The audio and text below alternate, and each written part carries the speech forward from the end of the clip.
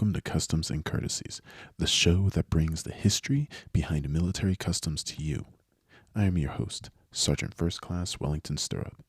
In today's episode, I am joined with a special guest and good friend, Christian Salceda. We will be discussing the ins and outs of the Five Eye Alliance and what we know of that alliance to be. So, sit back and join us on this special episode as we discuss what we know about Five Eyes.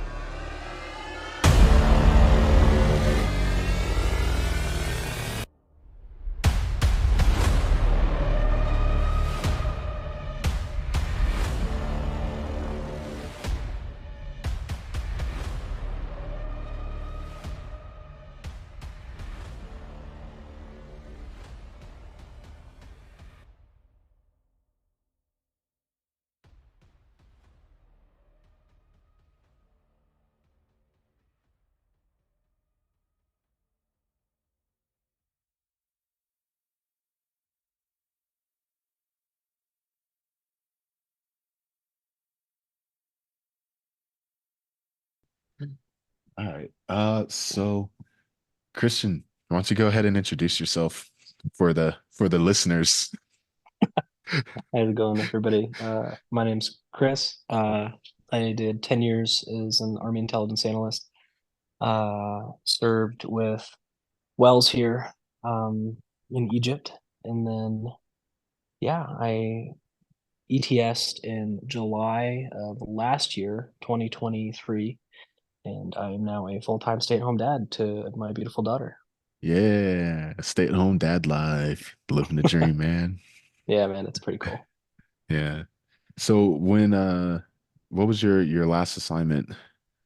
So my last assignment, I was at Fort Huachuca as a all source intelligence analyst instructor.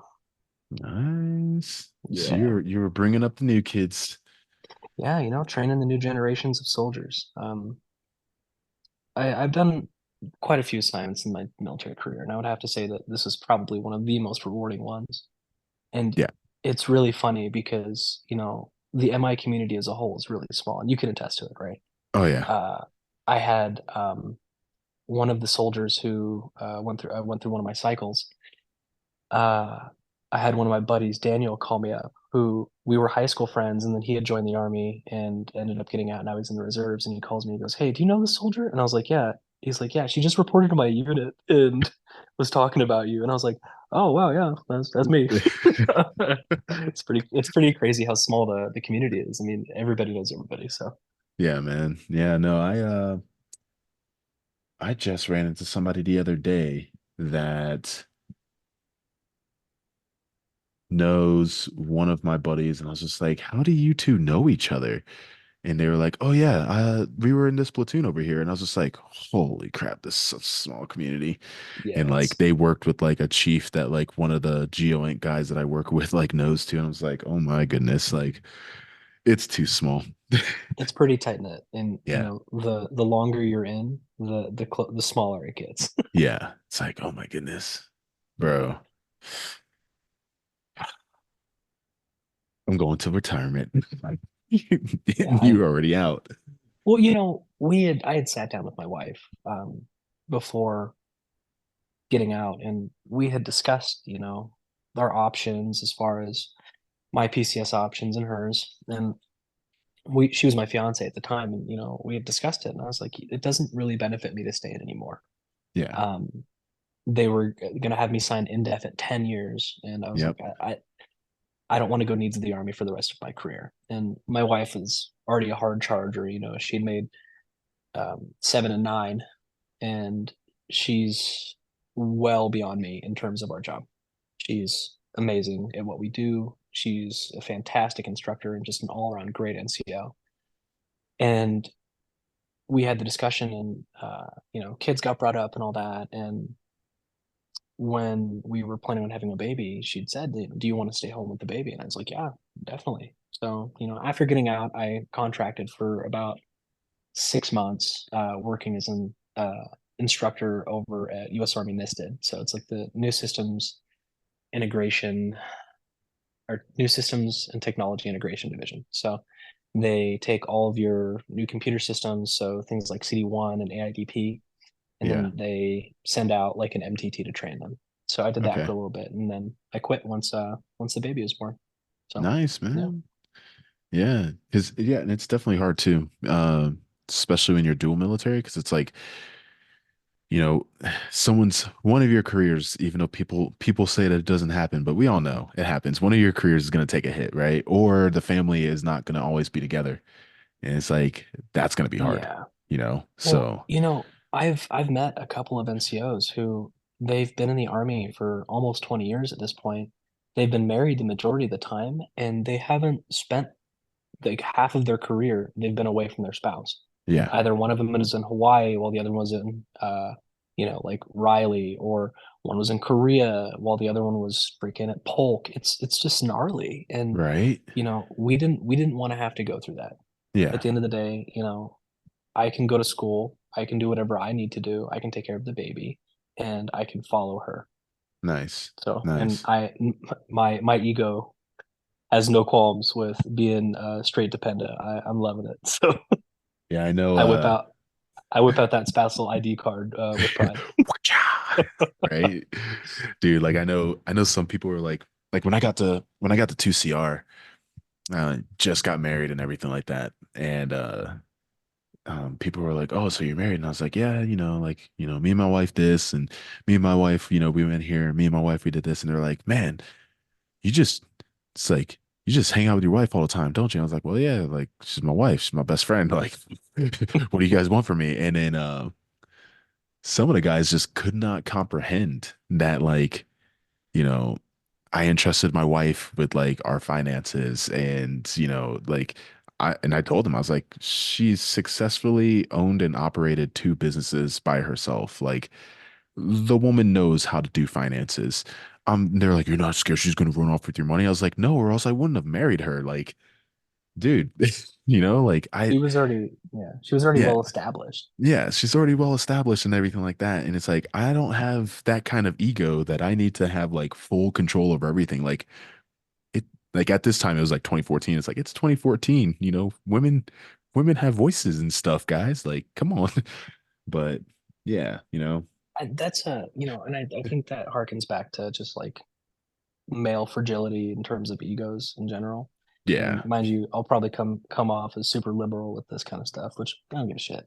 yeah, Um, it's whatever. I Abby is way smarter than me in a lot of stuff like that. In terms of finances, she is the queen of it, right? Oh We yeah. sit down each month and we have like a little spreadsheet as well as like a little paper horse calendar that we use a pen, and then we pay the bills with each other and we talk about finances and stuff. But at the end of the day, I mean, she Abby had waited until she was almost 34 to get married. Yeah. And I mean, I was 30 when we got married. So it the women who have waited a little bit longer and are more set in their financial stability and all that. It's one thing compared to a brand new 18-year-old private's wife. Oh yeah, that's And that's that's definitely for sure. it's something to look at, because we're not kids, we're adults. We're adults. Yep. Yeah. Yeah. So Yeah. Oh man. I think So there is something to be said too about the dependent thing, because me having done 10 years and kind of like sitting on the sideline now and seeing how the whole dependent thing works, it's very strange. yeah. Um, yeah, I mean, I was lucky enough that when I got out, I filled like a contract position that I was working directly with military, right? But if I didn't, and I just fell back on, the dependent thing, and I was like, oh yeah, I'm a fucking dependent. It's isolating. It's so isolating being a stay-at-home person, like either the stay-at-home parent or just a spouse, right? Yeah. And I can understand to a point why certain spouses kind of absorb their spouse's rank and identity is because they don't have the They ability don't. to form an identity of their own. Yeah. Yeah. When we got to Germany, it was really odd because I had sold my car because we could only take one car. So I sold Mhm. my car and we brought her car. Now, this was her car, paid off, fully paid off, titles in her name. She could not pick up the car without me. Mhm. Make it make sense, man. There's and it sucks because you're literally bound to that person, Yeah. whether it be picking, like you said, picking your cars up, uh, certain things, something as simple as getting your ID renewed. You have to Right. have your quote unquote sponsor Yeah. sign the paperwork to make sure that you're eligible to get that ID thing. You can't just be trusted, and like it's really it's such a jarring swap being on the other side of it. It's like, oh wow, like this has its benefits, but this also kind of sucks. Like, Yeah. Yeah. Like, what yeah, the heck, man? yeah, man. Bro. Anywho, so I brought you on here, which I actually just got a notification. I'm gonna send it your way real quick because of course, this would happen, right? It's hilarious. Yeah, But I brought you on here because of your knowledge in the Intel functions, like the whole Intel world and everything like that. Because I feel like as a 35 Fox, you have a better understanding of a lot of the stuff that I would like to talk about than I do as a 35 Lima, because I'm like a single focused in and you're like all source, you know? yeah, yeah. Don't let the term all source confuse you. Uh, I we're the masters of PowerPoint, and what do people like to say? Copy and paste. So Yeah, yeah. No, I've definitely been learning the ways since being at SFAB. yeah, man, it's kind of funny, when people ask you what your job is as an all source analyst. It's like, we take everybody else's work, and we kind of, you know, not, I don't want to say dissect it, but we take all of the individual pieces of intel, Yeah, you and guys gather it up and make the picture. yeah, That's the way I like to think of you it. build the pic yeah, you build the picture off of it. Yeah. That's a good analogy. Yeah. So it, a lot of people like to say we take credit for other ints. We don't take credit for other ints. We like to highlight their work. And Yeah. that's how I like to look at it. We like to, put it on display for the commander, Yeah. because you give a commander uh all a bunch of, freaking SIGINT data and a bunch of human reports. And be like, what am I looking at? And be like, I don't know, sir. You can't just hand them a bunch of stuff and try to explain it to them. You want to, Yeah. make sure that you can put it into something that's very digestible that they can understand, and then make that decision. Because at the end of the day, as the support, as intelligence, and as a support element, our primary function is to enable the commander to make that quick decision that he or she needs to, in order Hmm. to complete and win the mission. Yeah. Yeah. And to think that I see, and I have never actually encountered the, oh, they stole my product. Like all the analysts that I've ever worked with have actually been like, this is coming from, human. This is coming from SIGINT. I think where people kind of get that idea is mainly because it's y'all like standing up in front of the commander. So the commander's like, good job, Sergeant Salceda. It's like, Well, yeah, and that's yeah, that's how it is. yeah, We present the information to the commander, and the commander usually either gives us a high five or says this is crap. yeah, But um, yeah. yeah, I've personally never run into any issues where, another int was upset that we produced their products. I think where a lot of people start to get real salty about it is that if you don't give them credit, Yeah. um, especially like when you're generating some slides that are going to go, 2 or 3 levels higher, maybe like either to the theater national level, and you don't give them the credit that they deserve. That's the Right. big thing. Yeah, Yeah. because everybody deserves credit for the work. Everybody does. Everybody does. I really like my first year in SFAB, we had a CW3 all source analyst, and he was our senior tech, and he would make like we would do the O&Is, and he would put us in front of our brigade commander, and he would literally be like, okay, Stirrup, this week it's you, man. You're gonna be doing the whole O&I, so study up those slides and everything like that. You've been sitting in on it, you know what to do. So when the commander's like, okay, intel section, you know, you're up there. And he would do that to everybody that, especially all the single track ints, like he would be like, nope, Humit, you're up. You know, second guys, you're briefing it. And it's just like it was nice because it was like his way of being like, everybody, this is a collective, and Yeah, yeah, so the commander really liked that. Our brigade commander really liked that. He was a super cool dude too. He's now General it's awesome. General Dugan. Yeah. No, But yeah, nice. Chief Altamir is his name. So It's also important to have your, single source ints understand the products that are being generated from yeah, their information. Because yeah, if they know the end audience and they know what you're trying to create out of, their information, they can give you a better product. So cross training has always been one of my biggest priorities when I was assigned soldiers, Um, given the chance, I would sit them down with our MFTs. I would sit them down with our signal section, our UAS, our GeoInt guys. I would sit them down with everybody and be like, "Hey, let's do a crash course on what you guys do and how we can support you and how you can support us." And yeah, all of that cross training enabled us to really, like drive our intelligence products and get a much better picture at the end of the day. yeah. And I think that's like essential. Because that's something that, we don't necessarily see, right? On our end of the thing. Like we have our little piece of the puzzle, and we're like, here you go, Mr. All Source guy. And like that's just it, like take the Yeah. puzzle piece, and then we never see it again. But if you have somebody like you, or like Chief Altamir, someone who's like, no, no, no, no, like let me bring you in, let me show you how this plays a part, then people were like, whoa, now I Yeah, understand. man.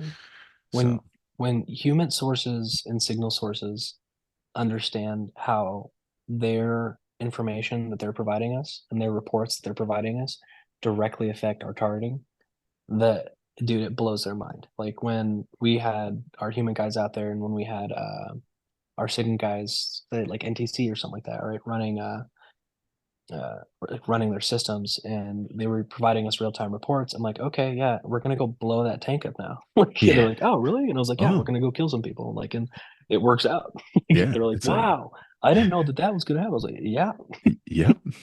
like, yeah, You're welcome. like we like you, we like your information. Keep it coming, Yep. please.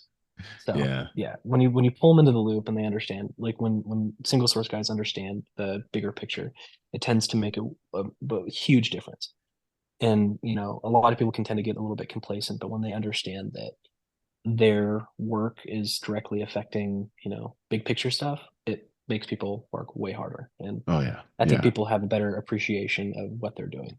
I think they definitely do, because I think that they realize and understand that, you know, the stuff they're doing has like meaning to it. Exactly. So, Yeah. Because nobody wants to do, for lack of a better word, bitch work or busy work, People yeah. want to do something that is going to have a big impact. And then letting people know what their work does tends to produce that impact. So Yeah. Well, let's just take a quick break, and then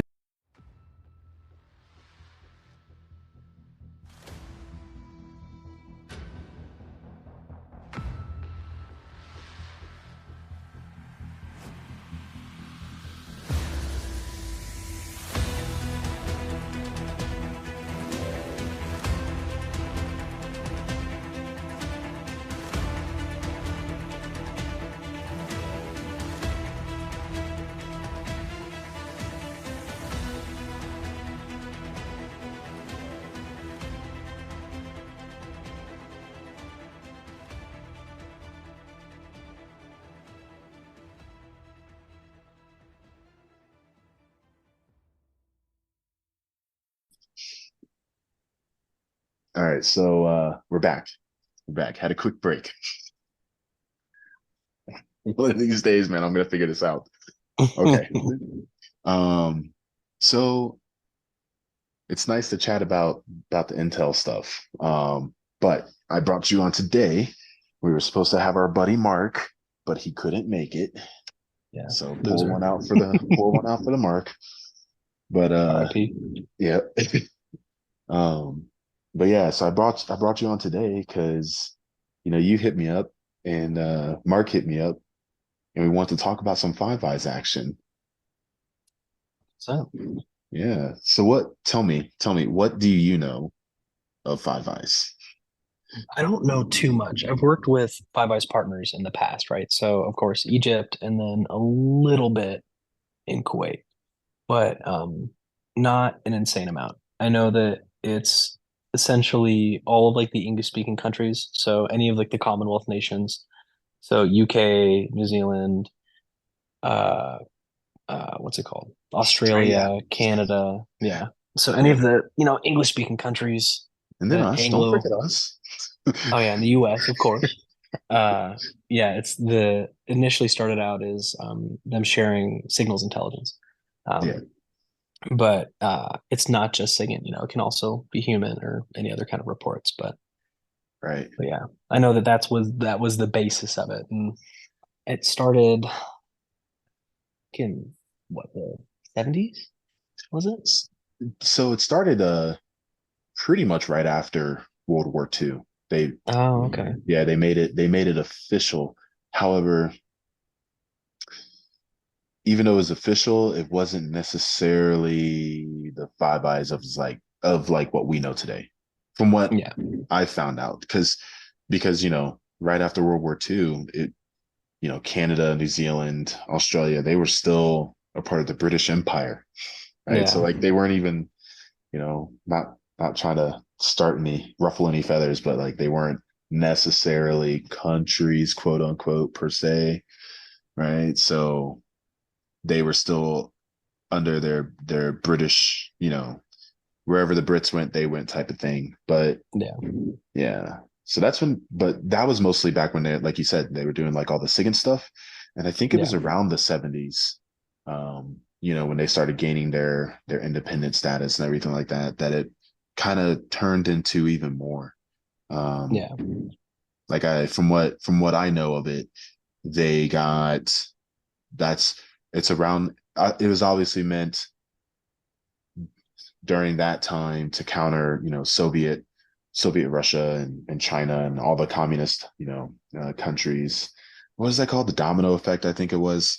Um, but yeah, they started with SIGINT, and then it kind of turned into a broader thing. Like they have they had counterintelligence in there, the reports that they were sharing with each other, human Yeah. reports, um, geospatial and stuff like that. Just kind of keeping an eye on everything over And five.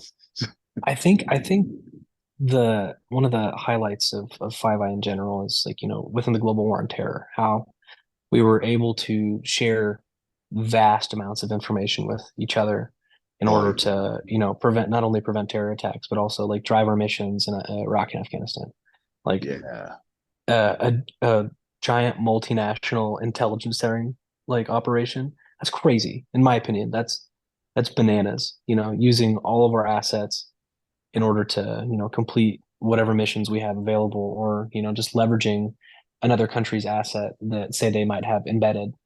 Um, it makes sense. It just makes sense, and I think it's really cool, but at the same time, it's kind of scary.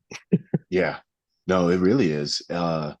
In both aspects, right? Because like, and I love that you brought that up on GWAT, because one of the things that I know, um, one of your suggestions, I dug into it, right? Trying to find a topic like a a key like engagement where the Intel played a huge factor in GWAT, and I came Yeah. across Operation Anaconda. Oh yeah. Yeah, What a what it, a topic operate that you could do an entire episode on Operation Anaconda within itself. oh yeah, yeah. And like Um, some of the talking points that I found on it was um the SIGINT, IMINT. So IMINT is imagery intelligence for those that don't know. Um and then like human, all of that stuff kind of like compiled in together and allowed for us to just absolutely, wreck Al Qaeda. there's if you haven't read it, there's a fantastic book called Not a Good Day to Die. And Mm, it's tell about me more. It's about Operation Anaconda. It's been over 10 years since I've read it. It was actually suggested it was our first sergeant in AIT who suggested we read it. And I think everybody in our platoon bought a copy of it and read it. But Nice. it talks about the intelligence gathering as well as how it drove Operation Anaconda, and it is a fantastic book. I'll send you a copy actually, so you can read it. Oh, I appreciate that, man. Yeah, man. If I knew that we were going to be exchanging books. Have you read the Triple Agent? I have not. No. Oh, dude. Okay, so uh little off topic, but it's still GWAT. Um, so do you remember the attack on Fob Coast? Yes. Okay, and in the scene in Zero Dark 30 with the VBID. Yeah. Okay, so all of that, you know, couple minutes in that movie, right? And then for people listening, if you go and look up the Fob Coast attack, you can read about it. But that guy that blew himself up in the car was the triple agent. And so the book is called The Triple Agent because it was a kind of an intelligence failure on our part, but he was a refugee. He was a doctor, like a medical doctor, and he was recruited by the Jordanian intelligence agency. Okay. And the agent who was like running him, was good friends with his American counterpart. And so he was handing over intel, kind of like what Five Eyes does. He was sharing his intel with them. And then the Americans were like, hey, let's bring him in. And so then, you know, collaborating together, they kind of were like, okay, let's bring you in, because at this time he was just kind of doing like spotting and assessing on Al Qaeda targets and stuff like that, right? And Okay. they decided then to send him deep undercover. Uh, I think, where did Turkey come into play on this? What he was suspected for terrorism. That's what it was. He was suspected for terrorism. So the Jordanian government brought him in, deported his wife and kids to Turkey because she is a Turkish citizen. Um, Okay. and they had him in jail for a while. He spilled the beans, said he would cooperate. He wasn't doing any kind of terrorist activity. He was just like in terrorist like chat groups and forums at the time. Yeah. And so he was just like, I'll tell you everything you want to know. Just keep me out of prison, you know, give me back my family. And they were like, all right, cool, work for us. And so he did. And so he became a Jordanian spy. Then he started working for the Americans. So he's, two right there. And then they were like, we're gonna send you deep undercover as a doctor for Al Qaeda. And then Al Qaeda kind of figured out, they're like, this guy keeps literally dodging all of these like drone attacks. Like everywhere this guy's been, it gets bombed. And it's always right after we leave. And here, Mm. all of these key leaders of ours are getting taken out. So they kind of put two and two together. And then they were like, we know what's going on. Tell us what's going on and we'll kill you. And he's like, like they're making me do this. I don't want to do this. Like, I just want to like leave all this behind. I got roped I just away want to with be my a head. terrorist. Yeah. Yeah.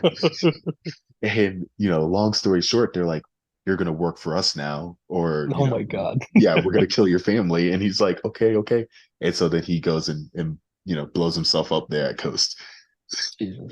Yeah. And they figured it out. They're like, holy crap, he was like a triple agent. Like he worked for us, double agent, triple agent. And it's just wild, but it's a good book. It's a good book. Sounds It's good. intelligence sharing, right? So Yeah. it's not necessarily Five Eyes, but whatever, Yeah. whatever. Oh But man. dude, yeah, that like Operation Anaconda, bro. Like that like you said, that's a show in of itself right there. But There's so many. I think I've seen a couple different, shows about Operation Anaconda. I mean, it's been covered in TV, video games, books, everything you can think of. It's such an interesting topic. I think on it, like I said, you should probably do an entire episode on it alone. yeah, Um, but yeah, like I was saying, if you get the chance, definitely get that book, or I'll shoot it to you. That way you can read it. yeah. Dude, another thing that I came across when it came to Five Eyes that I never actually like thought about, because when I think about Five Eyes, I go like history mode, right? Like I'm like, oh yeah, back in the day, counter the Soviets. And I never stopped to think about cybersecurity. Hmm. Yeah, apparently that's like Okay. a new emerging field within our partnership with our other allied partners, other, buddies, is I cybersecurity mean, and it how that makes plays a sense. role. Yeah, It it makes makes sense, sense. because we all have a vested interest in ensuring that our networks are as secure as possible, as well as that our cyber infrastructure doesn't get infiltrated because, God forbid, um, some foreign threat or foreign adversary were to get access to certain information we don't want. Yeah, yeah. I I think I think what would be more interesting though is if Five Eye is playing a role in securing domestic infrastructure. ooh, So like I think like hard targets like say like a power plant, water plant, energy production, anything like that. If, you know, DHS or whatever is playing a role within like, the big Five Eye community as a whole in yeah. trying to like stop foreign adversaries from attacking not only US infrastructure, but say infrastructure in ANZAC or Canada or the UK. So you just also brought up, DHS. Do you think which agencies do you think are the ones that are playing like a big role in Five Eyes? Like in my mind, I would think, clearly DOD, CIA. Yeah, I would think I honestly I wouldn't think CIA would be. I mean, actually, Oh, no, yeah, CIA NSA. would. And it'd NSA? be more NSA. It'd be more NSA because CIA likes to not share information with anybody. Everybody knows that. Yeah, it's CIA is very true. closed lips with their info. They don't like to share it with anybody. But yeah, I feel like it's more so along the lines of our signals services, right? So like NSA, I can't remember what New Zealand's is, but New Zealand's one is, and then you have Australia and all that. But yeah, I think it's more so of our signal collection services as well as like our military complex. So like their versions of their DoD, so like their Ministry of Defense. Yeah. Um, I don't think their internal like security services or like their spy agency, for lack of a better word, like their version of the CIA would be Play. sharing much. But Yeah. yeah. Yeah, because I Yeah. came across like law enforcement as well, which kind of makes me think like, DHS, FBI. Yeah, so DHS runs their investigative service. It's called HSI, so Homeland Security Investigations. And then FBI, which a lot of people don't realize how large the FBI is. Oh, If massive. if an American is involved in a crime that happened in Turkmenistan, the FBI has vested interest to go and check that out. Yeah. They operate worldwide and they're essentially the world police. Yeah. Yeah. Um, Dude, what? I actually, in my time in, I worked directly with the NJTTF with the FBI, as well as HSI, Army CID, Air Force OSI, and a litany of law enforcement agencies. And I would have to say that that was one of the funnest jobs I've had in the I military. bet. I bet, man. Yeah. Living it So up over there. social media exploitation is scary. Oh, I could only We imagine. So what's interesting is, when your active military intelligence oversight, guidelines prevent you from uh, collecting on U.S. persons. Right. It's because U.S. persons have rights, and the definition of a U.S. person is not just a U.S. citizen. It's Yeah. very broad, super Yeah. broad. And Yep. I know that Limas have to go through IO training all the time, All the but time. Yeah. That yeah, was my battalion's IO for a while. yeah. And yeah. So, but what's interesting about it, and you probably know this, is that a active duty analyst assigned to assigned to a unit with a law enforcement purview, you get more exceptions to what you do. Mind you, everything we did is logged, right? Yeah. So the Army uses a system called alerts. It's the Army Law Enforcement Reporting System. So you go in there and then you log every single thing that you've done for that day. That way everything is logged to a case number, and as long as there is an active case involved with that person's name listed, or they fall within the nexus of the investigation, you have full reign to go in and kind of exploit whatever you need to in order to get the agents on ground the information they need. um it's it's pretty insane. Uh there's a program in particular I remember using. It's called LexisNexis. So Ooh. um some people might be familiar with LexisNexis because it's essentially like a hosting website, right? So what Yeah. they would do is like a file repository, and you pay them to hold all of your digital documents.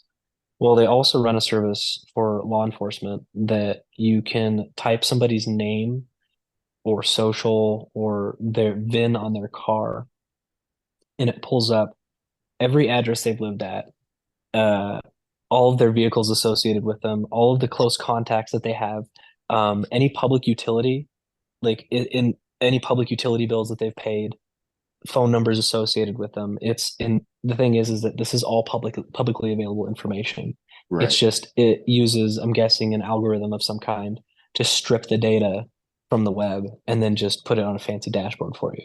Nice. And is it always correct? No, but it is Close fairly enough. spot on. Yeah, Yeah. close enough that I have your previous address and it's not going to be hard to find you. Nice. Nice. Yeah, it's pretty crazy. Yeah. Scary. And I bet that if, we're using that, our Five Eye partners are using that as well. Or at least we're Yeah, sorry, sharing. I didn't mean to get off topic. Sorry. No, It's no, just no. That I don't think that's off topic though. I feel like it's spot on because it kind of goes into the surveillance aspect of Five Eyes and the the what is it that I'm looking for? Like, that falls in line with the cybersecurity, the law enforcement, the the nexus information itself. Yeah. sharing. Yeah. Yeah, all of that, Like I feel like that actually is something that at a higher level, kind of going back to what we were talking about earlier, right? So you were probably using this tool and you're doing your work and you're like, okay, here you go, Mr. FBI guy. And Mr. FBI guy or gal is all like, thank you, Sergeant. And then they go and they report this and then it gets filed away and someone else is all like, oh, by the way, UK, here, take this. And there's you know, dude that you're looking at that lives, in Maryland or whatever, and now living over in like London, and they're like, ah, Yeah. yes, you know. So I now we think can keep an eye I on think them. what's funny about it is, or not necessarily funny, but the US and our Five Eye partners, right? And all of the partners that we have in NATO and all that, we have these huge intelligence sharing abilities, right? Yeah, Yet something as simple as the US not sharing intelligence with its own internal organizations, like the FBI not sharing with the CIA and the CIA not sharing with anybody, and the DoD not talking to people because they didn't want to, led to something as horrific as 9/11. And right. I think it highlights, the importance of not only intelligence sharing like internally, but how powerful the tool it can be to be able to share with our foreign partners this type of information that could possibly prevent a high level terrorist attack.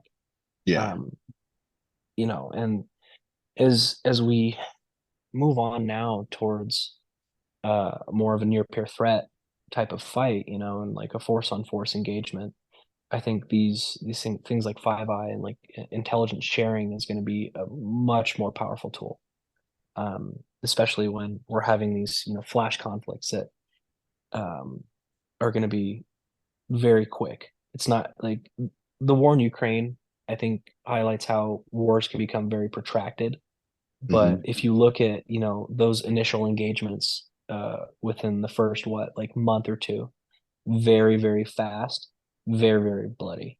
Yeah. And being able to, share the bigger intelligence picture with our foreign partners will enable us to, I don't want to say steamroll whoever we're fighting against, but really give us that upper hand.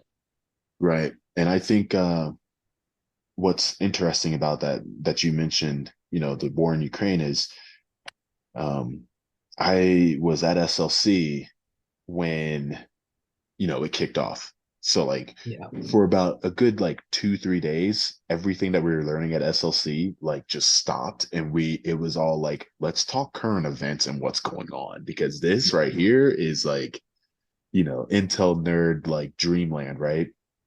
But leading up to that, you know, you kept seeing like news reports after news reports after news reports of like, US intel or British intel or German intel is like showing that like, Russian tanks are massing on the border.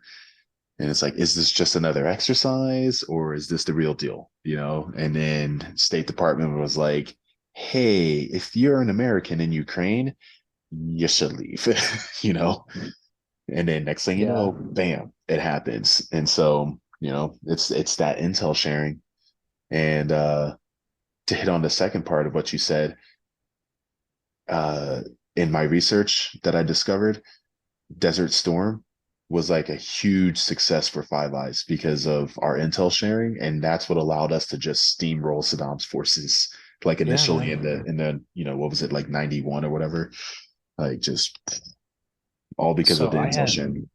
I had a chief who I worked with. He's the only chief in CID who has a long tab.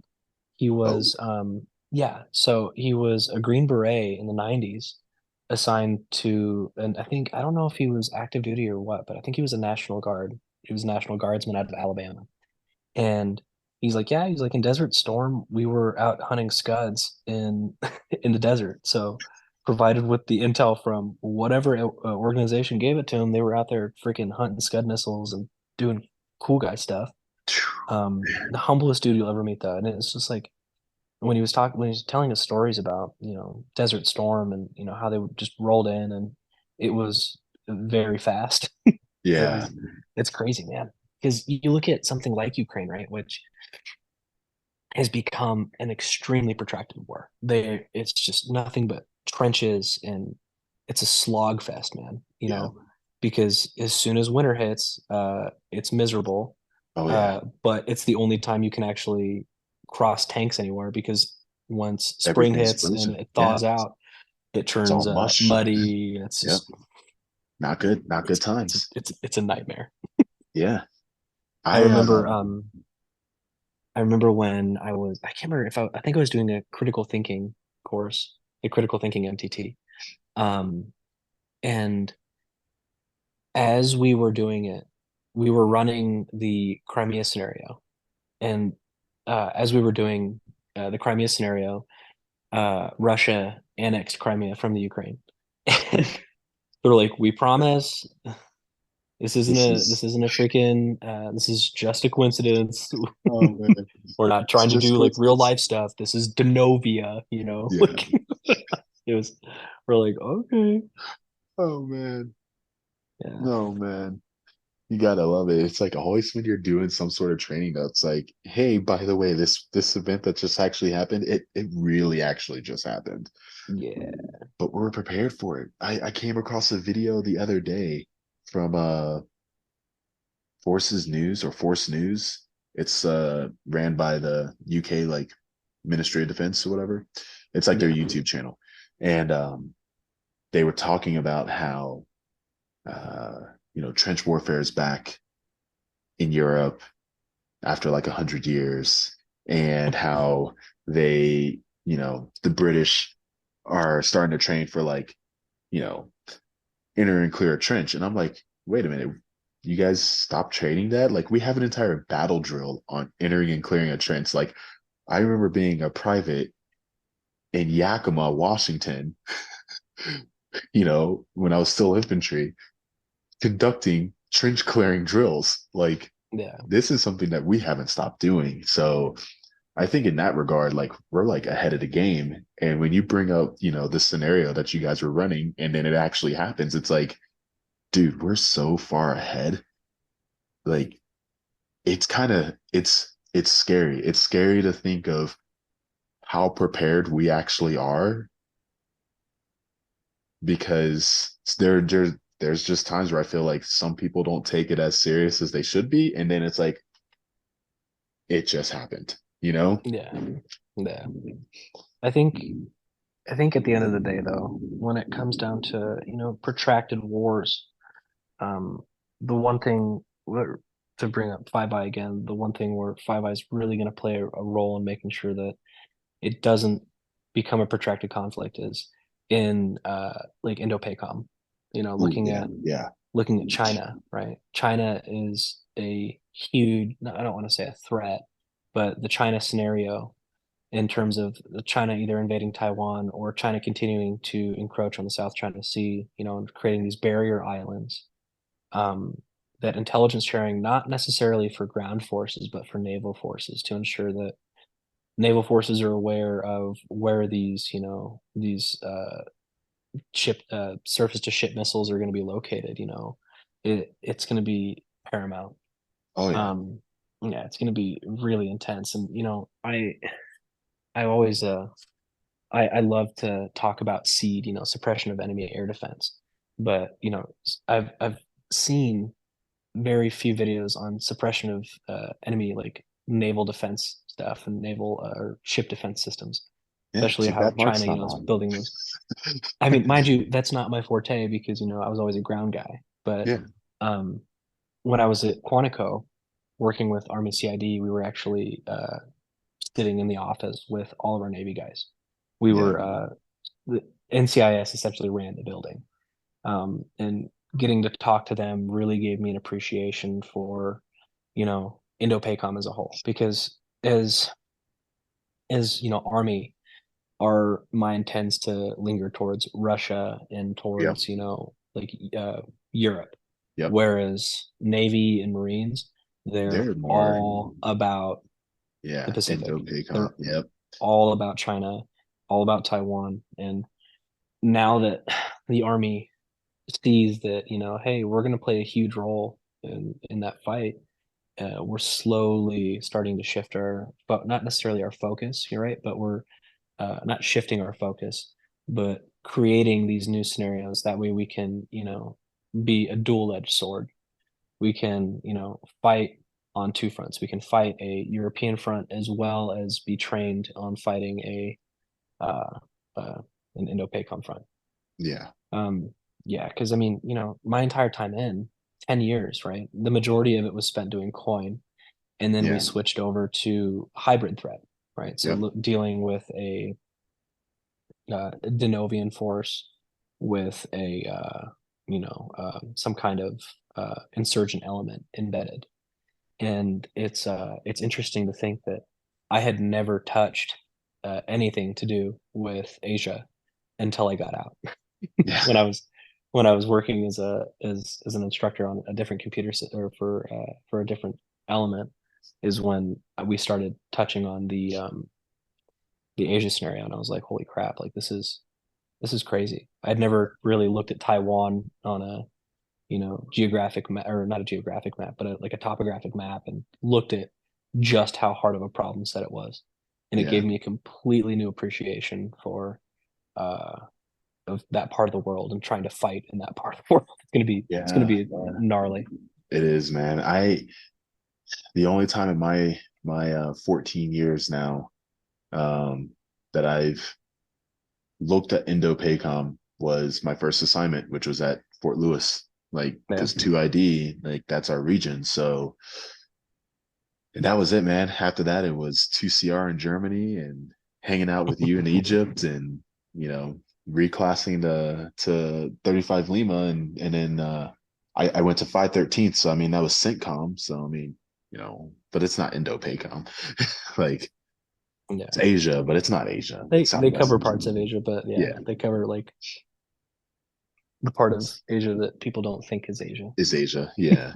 So it's like, you know, I never really even looked into it besides what, you know, what I trained for 2ID. And yeah, it's interesting, man. Like it's really interesting. Like you said, it's gonna be gnarly. And that's the other thing. I think a lot of people, especially us, you know, us ground guys, we forget you know, China's there, but we forget about China. Like, you know, when people think Five Eyes or if we think like, you know, intel sharing, we're thinking Russia, Europe, you know, all of that. We're not thinking China, which, you know, I don't want to say they're an emerging threat because they've been there, but you know, they're the up and coming kid on the block, you know? Well, and I mean, they're arguably more of a threat to say, like Australia, New Zealand than they are Oh yeah. to the UK, right? Right. Um, I think where China plays the largest threat to the US is not only in their like economic soft power, right, with their Yeah. Belt and Road Initiative and all that, but their ability to really kind of just flex that soft power in places, say like Africa, right? You have Yeah. all of these emerging economies in Africa who take these, for lack of a better word, too good to be true deals, right? Deals. They're like, hey, Yeah. we'll build your road network, but in return, you got to pay us back, and if you don't pay us back, we're gonna take half of your electrical grid.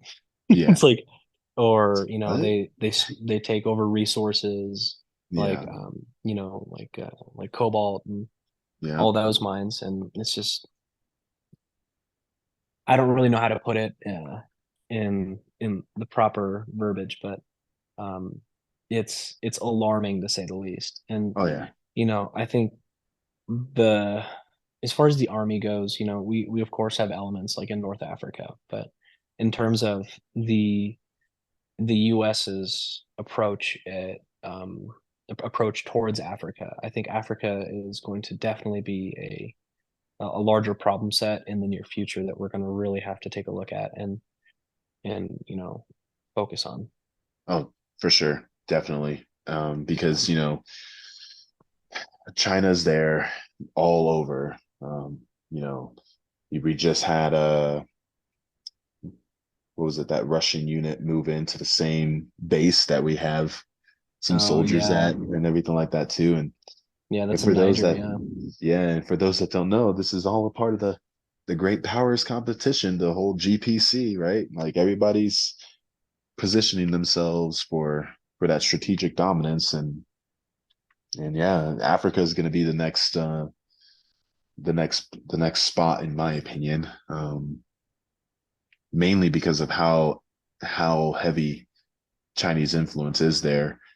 Um, People tend to forget about South America. I know there are a couple of countries in South America that are looking to join BRICS, but that's a whole podcast for another time.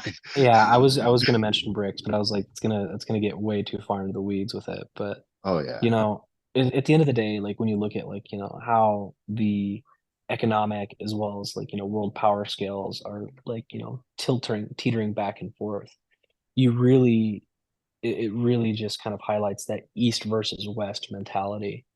yeah, I mean, with Europe and the US having been the predominant leaders within the world, the G7 and all that, it's just it's crazy to see, something like Russia and Brazil and India and China all teaming up to try and, really push out that, American influence out of their region, which yeah. I mean, I understand from a from their perspective why they would do it, but at the same time, as an American, and as somebody who has worked with, like the DoD, it's concerning. Yeah, no, it definitely is. It definitely is. Um, but we got our Five Eyes, and we're monitoring it all, and hopefully we just figure something out. It'd be nice if everybody could just get along, but we all know I would that's not love how if it everybody could just works. get along. Yeah, I'd you love that. know, It'd be great. eventually, Maybe the one day me and you can take, a family vacation to Niger. That'd be great. that'd be cool, you know. Oh But my we got gosh. to prepare because the Decepticons, man, they're coming. Oh my God, shut They're up. coming.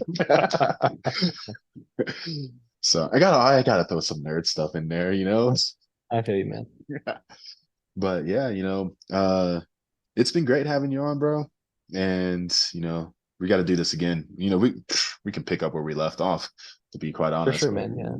It's always a good conversation. I apologize if I strayed too far away from Five Eye, but no, I apologize if I did as well. I have a tendency to ramble. I ramble all the time. That's a sign of a good intel person.